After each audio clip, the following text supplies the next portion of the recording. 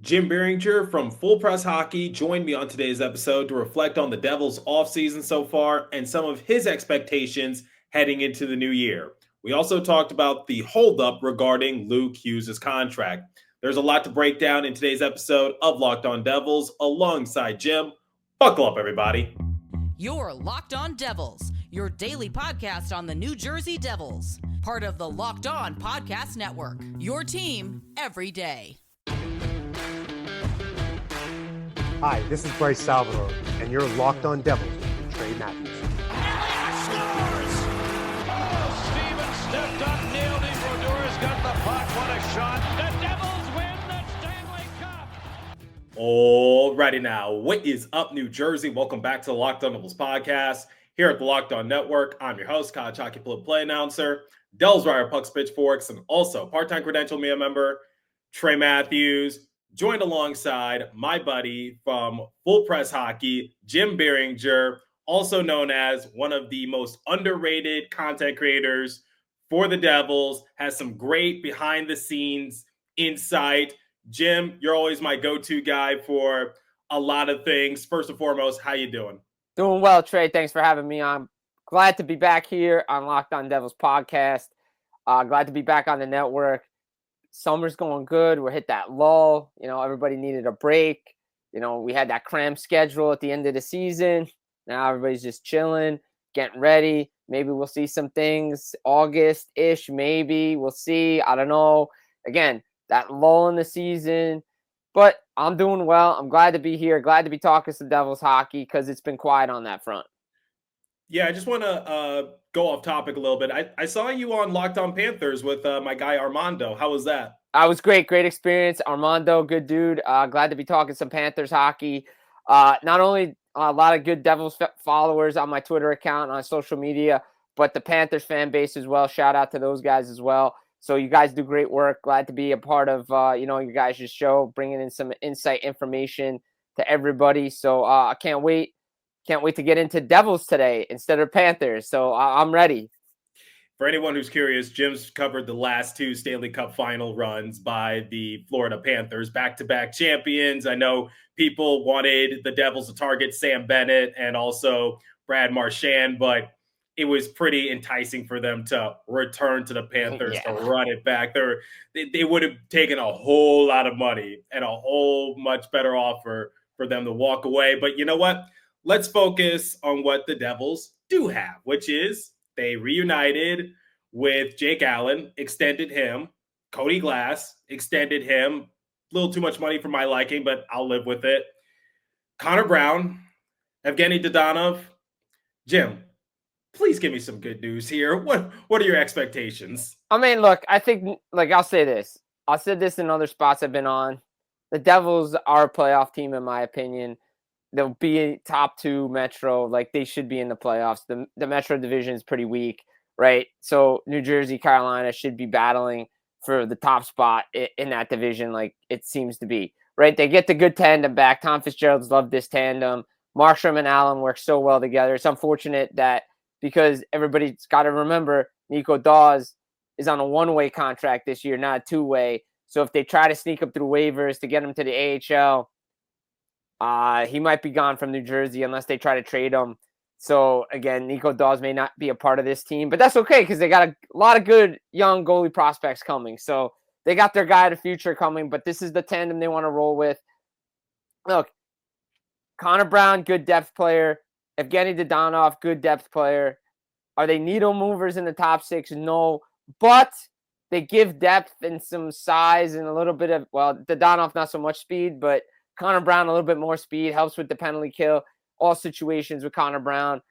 But I don't want to say I liked what happened, but I will say for what was available on the free agent market and everybody pretty much stayed home outside of Nikolai Ehlers, there was a lot of overpayments in free agency. So I think the best thing that Tom Fitzgerald did was to just take care of his own guys. Because let's be honest, you're going to be overpaying for a lot of these guys if you were going to try to make a deal for a top line, top six free agent. Like Mikael Granlund got 3 years at $7 million. Not sure the Devils could have afforded $7 million considering that they're up against the cap. Obviously, we know Luke Hughes needs a new extension. Maybe we trade somebody. Again, Jonathan Kovacevic is going to be on LTIR to begin the year. So they have some cap space later on to use. But right now, I mean, this is the best they could do because they still have to get that number with Luke Hughes, and that's what they've been working on.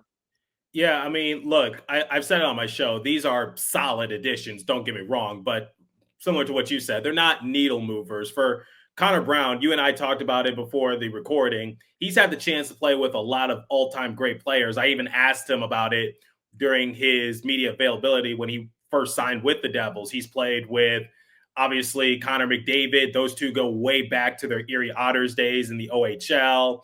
Then you got Austin Matthews, Alexander Ovechkin. He's played with a lot of all-time great players. And you said that Brown, while he might be a solid addition, don't expect him to do what he did with Edmonton. Please don't tell me that's true, Jim. I mean, look, obviously when you're able to play with Connor McDavid and go to Stanley Cup final back-to-back years, there's a certain style that is being played out there by Chris Knobloch, and Connor Brown was a big part of it. Now, don't forget, Connor Brown was coming off some injuries. He had to revitalize his career. When Connor Brown signed in Edmonton, everybody's like, Connor Brown, really? Connor Brown? Look, I think he's a good player. He's a solid player. He's going to be a good depth piece to this team. But do I expect him to ever play with Jack Hughes? Probably not. If he does, then the Devils have more issues than everybody thinks they do because of their top six right now. But I think he's a good penalty killer, and that's what they're going to need because maybe that is a replacement if they decide to make a trade somewhere. Now, I also look at Dadonov as well. Do I expect 20 goals out of him? Not really. If he's going to be playing on the fourth line or on the third line, maybe 10 to 15, maybe. Like, that's expectation for me. Again, they're good additions. Are they great additions? No. But for what was supposed to be a weak free agency class, which it is, this is the best the Devils could do. I mean, again, remember, Cody Glass wasn't supposed to be qualified. He was supposed to hit the free agent market, and then everybody wanted to grab him, so the Devils decided, hey, we got to keep him. Look, to me, I think the best thing for the New Jersey Devils to do is you got to just win these internal battles. They got some guys coming in. Let's see how everything plays out in training camp. But, again, the offseason of what it was supposed to be for everybody right now is just like kind of just been average. And it sucks to see. And I saw on social media that somebody said that Dadonov should play on the same line as Jack Hughes. And I'm just like, absolutely 100% no. No chance. No chance. Too slow, too old. And you saw it in Dallas. He was in Pete DeBoer's doghouse at times. Everybody questioned during the playoffs why Dadonov wasn't in the lineup at times. And again, that could be a Pete DeBoer thing. But remember, DeBoer made a questionable goalie change that ultimately gave him the can. Yeah, well, everybody knows about that one.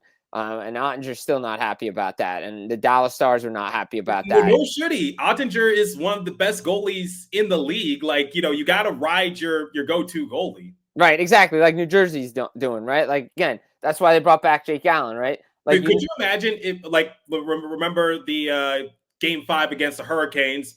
People forget Markstrom didn't have a good period. No, he didn't. It was 3-0 after the first. Right. The Devils were in prime position to win that game, but Markstrom didn't have his best few minutes, but he saved the Devils in OT many times. He gave not once, but twice. That game went into double overtime. Could you imagine if Sheldon Keefe just said, okay, Marky, you're out. Jake, you haven't appeared at all during the playoffs. Go in while being cold, while the Hurricanes are red hot. That's a death sentence. I mean, like, that's a fireable offense. I'm sorry, it is. But look, you have two good goalies in New Jersey. That's why they brought Allen back. Again, 5 years. All right, whatever. The cap hit is what it is, right? However, like I said, New Jersey has other issues, other places. Like, we can all criticize these depth moves and these depth players and everything like that. But for me, I think everything hinged on what Luke Hughes' extension was going to be. And I think that's why the moves we expect from this team haven't happened yet. Before we continue with today's episode, let me tell you guys about FanDuel. Summer sports are in full swing, and whether you're all about baseball under the lights, golf on the green, or high-stakes soccer action, FanDuel is the best way to make every game even more exciting. You're already following the action. Why not make it a little more thrilling with FanDuel? You can get in on the game while your friends are getting sunburned at the beach. I've been using FanDuel to track my favorite matchups, and the app makes it fresh with new daily promotions and fun ways to bet. It's easy to use, fast to pay out, and makes even regular season games feel like must-watch events. Whether I'm placing a same-game parlay or watching a bet right into the ninth inning, FanDuel makes it feel like I'm a part of the action. New to FanDuel? New customers can bet just $5 and get $150 in bonus bets if your first bet wins. Open the FanDuel app today or visit FanDuel.com to get started. Please remember to always gamble responsibly. Okay, let's get back to today's discussion. Take it away once again. Let's talk about the big thing, which is Luke Hughes' contract. Now, you and I talked about it during the draft. You hit me up while I was in Los Angeles because I was anticipating for the Devils to make a move at around that time because they didn't have a first-round pick, so I was just hanging around the Peacock Theater. I don't know if you know where that is. Yeah, I know where that is. Yeah, right next to the Staples Center. I was just hanging around Peacock Theater, watching the draft drag out for nearly 5 hours, which was horrible. It was horrendously bad. I will never do that again unless they change it, but digressing a little bit, I was just waiting for the Devils to make a move, and you told me, like, Trey, you might have to wait because it's going to come down to Andre Palat, Dougie Hamilton, Dawson Mercer. Can the Devils get one of those contracts off the books, extend Luke Hughes, and then you go from there? But we are well past the free agency opener. Now, we're in late July. August is right around the corner. Luke Hughes is still a restricted free agent. Doesn't have to go to arbitration, thank God, because he's not eligible for it. So Devils still have that power. But he's still not officially signed long-term. And you still got Andre Palat. You still got Dawson Mercer. You still got Dougie Hamilton. Jim, what's going on? Well, I mean, let's start off. I'm going to take the latter piece of this first. Dougie Hamilton is not going anywhere. Yeah. Like, I've talked to multiple people. Dougie Hamilton is not going anywhere. There's been, despite the rumors and reports about the Devils listening, it's all well and good. Teams are interested. Guess what? He's a hot commodity. He's a right shot defenseman. The Devils need a right shot defenseman. If you're going to tell me, and I got heat for saying this, but I'll say it again here, and I'll double and triple down on this. If you want to go through the year defensively like they had after they lost Ryan Graves and Damon Severson, be my guest and go ahead and get Dougie Hamilton out of here, because you're going to ask Simone Nemec and Seamus Casey to step up and fill roles. And that didn't work. It didn't work. It didn't work a couple years ago. No, it didn't work. Got worse. Right, and that's why Tom Fitzgerald last offseason completely revamped the defense. So Jonathan Kovacevic starts the year on LTIR. Well, then now you have Brett Pesce, Simone Nemec, and Seamus Casey as your D. And no, like, you can't do that. So Dougie's not going anywhere. Yeah, so maybe down the road eventually, like maybe down the line, if we see progress from these guys and say, okay, these guys could be everyday NHL defensemen, fine. But he's not going anywhere. The two I always look at are Andre Palat and Dawson Mercer. Now, here's the caveat. I will say this, and I've talked to some people about this, and this is a possibility option that's on the table. Like, as I said, Jonathan Kovacevic will start the year on LTIR. He is not going to training camp. He's not going to start the season. That's well known. Well, that means $4 million goes on to LTIR. You do not technically have to make that trade right now. You can still sign Luke Hughes because you would be under the cap at the start of the season because it's $4 million that come off the books for him. So they can sign him to that extension. Now, I've been talking to some people about this. When I hear Fitzgerald talk about how he wants to be there long-term, he wants to be there like his brother, don't forget, Nico Hischier and Jack Hughes signed early into their final years of their entry-level deal. I mean, it was like it felt like it was right away. I'd have to go back and look at when they actually signed those deals. But it was like relatively quick these deals were done. Jesper Bratt took a longer time. He had some contract issues. You feel like with the way the defense market is, this should be easy to figure out. Okay, and the number I've heard is between $7 and $7.5 million. If you go to 8 on a 5-year deal, that means both brothers are ending up at the same time going to be UFA. Not sure New Jersey wants to do that. You kind of want to offset those years. They want to get him locked in the 8-year deal, 7-8-year deal. That's what they want to do before the CBA rules change. Don't forget that the max terms are going to change soon. So they want to get him locked in. Again, Favors 8.5. Dobson's 9.5. Is he in that caliber yet? To me, I think. And does he want to make less than his brothers? Like, if say eventually down the line Quinn Hughes gets here, you know he's going to be the highest paid brother on the team because of what he brings defensively, and he's a left shot defenseman. So again, that's a whole nother can of worms. But to me, I think this deal needs to get done unless they really drag this thing out and it gets announced day one of training camp. Again, Luke wants to be there. Devils want him there. Got to meet in the middle on term, movement, all this stuff. They're going to get it done. And they took the holiday, take some time to just, okay, let's just calm down a little bit. Let's figure out where everybody wants to be. But again, I've heard that number between 7.5 million. That's been the number I've heard for a while. Yeah, and so let me go and back you up on all your points. For Dougie Hamilton, I wholeheartedly agree. I know a lot of people look at his contract and they're just like, he might be a little overpaid. And yeah, you might be right. But also keep in mind, if it weren't for Dougie Hamilton, New Jersey wouldn't be a hot spot. No. Dougie Hamilton really put the Devils back on the map when he signed that deal a few off seasons ago when he was a UFA. So he deserves credit for that. Second, Dougie helps the Devils offensively. Oh, 100%. Would you say that Dougie has one of the best slap shots in the NHL? Yeah, since the day he was drafted and came into the league. Like, he's done it for the teams he's played for. He made Boston's power play really good. He made Calgary's power play really good. Carolina's power play really good. He's made New Jersey's power play really good. Like, he's got a great shot. So you're going to take a right shot defenseman who's got a great shot off your power play. That's not winning hockey. No, and the numbers show the Devils don't exactly take a leap forward when Dougie's not in the lineup, No. whether he's injured or what have you. The Devils don't exactly improve. And my question is, like, okay, who's going to fill his role? You want to give it to Shimon Nemeth or Seamus Casey? No offense to them. They're great players, but here's the problem. Shimon Nemeth, he hasn't proven that he can do it consistently. He's taken steps of improvement. I will give credit where credit is due. But do you really trust him? And Nemeth even says that he focuses more on defense and less on offense. His words, not mine. He told Chico Resch that. And for Seamus Casey, the dude is 5'10". He's undersized. He's a great offensive weapon on the blue line. I can't take that away from him. But the reason he has limited minutes, the reason why Sheldon Keefe finds it easy to bench him at times is because he's not really that imposing defensively to the point where I'm just like, you got to make him a forward because he's it's not like Lane Hudson up in Montreal, right, where he can show on both sides of the puck that, hey, he's great offensively, he can move the puck, but his defensive ability in his own zone, he can use his skating and his ability to make up for some of the stuff that he lacks, and he's put on some size up there too.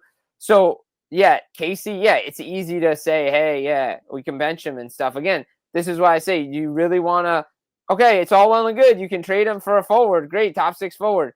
Now you have to cover up mistakes for your defense. Now you have to outscore your problems. And now you got to, and you still got Jonathan Kovacevic right. on LTL. And is Jonathan Kovacevic really a top 4 defenseman in the league? Like, he did it last year. That's great. But can he follow it up? And also, now you're relying on 2 mid-30-year-old goaltenders to carry you. Well, look, I have the utmost faith in Jonathan Kovacevic. Yeah. I was high on him last year when the Devils first acquired him. I said, don't underestimate him. He's actually really good. I'm just saying, like, to consistently do that every year, and now you're behind the 8 ball and expect him to jump back in, where I'm hearing he may be out December, January. Like, really? Look, these knee surgeries and these things, these injuries, they take time. Well, here's the thing. Remember, the league will take 2 weeks off in February due to the Olympics. So if he's not ready to go until like late January, do you think there's a possibility they're just like, we'll wait until after the Olympics just to give him ample time? They could. Again, different reports or send him down. Or send him down. They might have. He's definitely going to get a conditioning stint in the AHL. That is a given. That is 100% a given. Like, you talk to people around the league, if guys come off long-term injuries, surgeries, they're going down to the AHL for conditioning set. We just saw Gabriel Landeskog do that before he came back. And he did well. He did well. So I think New Jersey's got to ease him back into this lineup. That's why Dougie's so important. Brett Pesce's really good too. You need these veterans on this defense. That's why it makes no sense to get rid of them just for a goal scorer. It just didn't make sense. To me, I'm thinking as a general manager, why would I hurt my own chances of improving and try to win playoff games and try to get back to playoffs and lose a key piece like that? Like, that doesn't make sense. And my last point is I don't think Dougie is as bad as advertised, because you know who led the team in giveaways? Jonathan Kovacevic. Yeah, so, but why isn't Kovacevic, besides Sheldon Keefe, because, you know, Sheldon called him out one time. Yeah, he did. Well, why don't people give? Well, I mean, another one, like, a lot of people give me slack, and I'll say this too. And Luke Hughes turns the puck over too. Like, Jack Hughes turns the puck over. Hughes turns the puck over. They all turn the puck over, right? So you got to figure out a way to limit turning the puck over and limiting chances by the opposition. If they could play the right way, again, last year it was a new system for everybody, right? Now you have another offseason with Sheldon Keefe's system, the expectations, everything like that. Again, Tom Fitzgerald has said this multiple times. Expectations are higher now. Okay, if expectations are higher now, why would he get rid of a guy like Dougie Hamilton? Keeping Hamilton keeps them in playoff contention. You are absolutely right. I do agree with you, but let's move on to the final segment of today's show, which is expectations for Devils. We said solid additions, Evgeny Dodonov and Connor Brown, extending Jake Allen, Cody Glass. I was like, okay, we're not going to go with Nico Dawes. It looks like his time as a Devil will come soon to an end.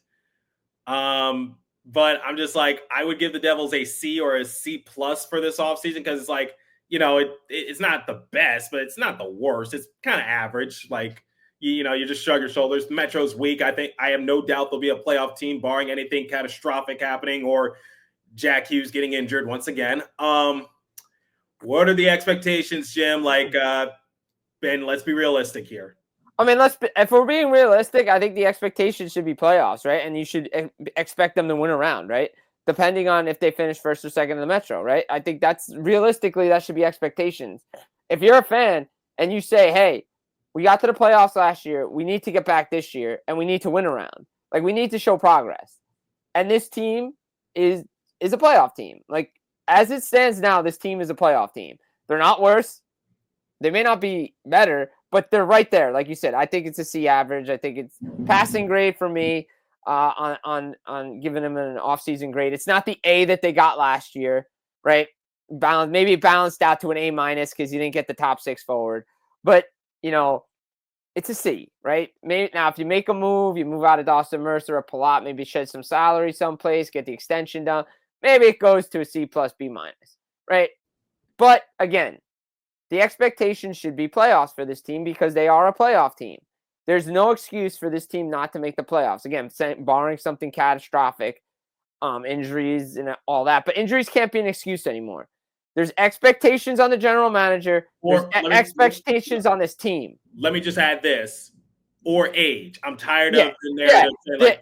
There is no excuse because injuries happen to every team and other teams find a way to get to the playoffs and win playoff rounds. So that is no longer an excuse for this team, right? Age, all that stuff. Pressure's on Tom Fitzgerald to get the job done in New Jersey. The Devils have to make the playoffs and they have to win a round. That should be expectations for this team. If I'm setting the bar too high, then maybe, you know, the Devils are okay with mediocre because to me, you got to win a playoff round this year. You have to show progress. I agree with you wholeheartedly. We'll see what happens. My expectations for them are playoff team and win a round. That's all I can ask for at this point. Those are fair. That's fair. That's very fair. They haven't done anything to show to me that they are a championship contending team, especially when you got a team like the Panthers running it back. The Oilers might still, you know, have some life in them. You never know. Yeah, So, exactly. I mean, Panthers are still the same team that they were. They're the standard of the National Hockey League. Uh, you know, Columbus is a little bit better in the division. Washington's still kicking around. Toronto's still a good team. Ottawa's better. Like, the teams are there. Like, you got to show what you are on the ice. Team has to buy in. Expectations have to be high. And, hopefully New Jersey gets back to the playoffs. That should be the ultimate goal, is to get to the playoffs and then go play your game, because they have the goaltending to do it. If they can play solid defensively, gets goal scoring, depth scoring, and I don't want to hear about metrics about depth scoring. You either have it or you don't, and they fit the system perfectly. So it's going to be on Sheldon Keefe to get these guys to play and the players to buy in, and that's what it comes down to. well, for the first time in years, I could say their goaltending is not an issue. Nope, not anymore. So Luke Hughes, he will get extended, just not if, it's when. I think Andre Palat, he's got to get out of here. It just hasn't worked. He was a consolation prize after the Devils struck out with many top-notch players, including the late, great Johnny Gaudreau. May God rest his soul. Yeah, I mean, we'll see what happens. They need to take a page out of the Rangers playbook. I hate to say this, but the front office there, they know how to unload on contracts. And you got to figure it out. Got to figure out a way to move a contract or two. I'll say this too. I've said this other places. You can't be afraid to move on from players or prospects that you've drafted to improve your team. Too many teams that are struggling in the league are afraid to let go of players because they don't want to change their nucleus. Maybe it's time for certain guys to go. And they did say they have some tough decisions to make, but some of the tough decisions were pretty easy ones, in my opinion, that guys aren't coming back. Now it's the nuts and bolts of this team. Is a Dawson Mercer guy part of your future? When we know Andre Palat, somebody's going to want him. We know Anaheim has cap space. Detroit's got cap space. Teams got cap space. But I don't think Andre wants to go to any of those cities. He doesn't. With all due respect to that, with all due respect to Anaheim, Chicago, Detroit, San Jose, great organizations, but with the exception of maybe the Red Wings, none of them are close to reaching the playoffs. None of them are close to making the playoffs. None of them are close to winning championships. So in the end, he may have to stay here for another year. You revisit it next year, or you revisit it at the trade deadline or during the season. Like I said, they have a lot of options on the table when it comes to. And he has a say where he wants to go. Right, so exactly. From what we're hearing at Pucks and Pitchforks, he's making it a little difficult. Right, exactly. And it's true. Dougie has a choice too. He's got 10 teams though. But again, most of these teams, you know what these trade clauses are. Don't want to go to Canada. Don't want to go to bad teams. We got to figure it out. Well, Chris Kreider went to a team that may not be contending, and the Rangers figured it out. So you can. And with Jacob True, contract is not movable. Let's just put it that way. Tom Fitzgerald, I hate to say this, and Rangers fans, if you're listening, why are you listening to the show? And don't take what I say out of context when I say that the Devils need to learn from the Rangers front office about moving contracts. That's all I'm going to say, and that's a fact. Jim, thank you so much for taking time out your busy day. I know you got a show to do in about an hour or so, but where can my audience find you at? Yeah, check me out at Jim Biringer on Twitter, X Machine, Full Press Hockey, NHLRumors.com, Full Press Hockey up on the YouTube channel, Jersey Jim 33 over on Instagram. We always like to have some fun there. Nightcap recap as well. So follow along for the ride. It's been a fun off season. It's been a restful off season, I could say that. But always fun jumping on Locked On Devils, Locked On NHL Network, talking some Devils hockey, talking the NHL here in this off season. Thank you so much, Jim. And like I do to close out every episode, continue to stay safe. Have a wonderful day, New Jersey. Go Devils. I'll catch you guys in the next episode. Special thanks to my guest star, Jim. Have a great day, everybody.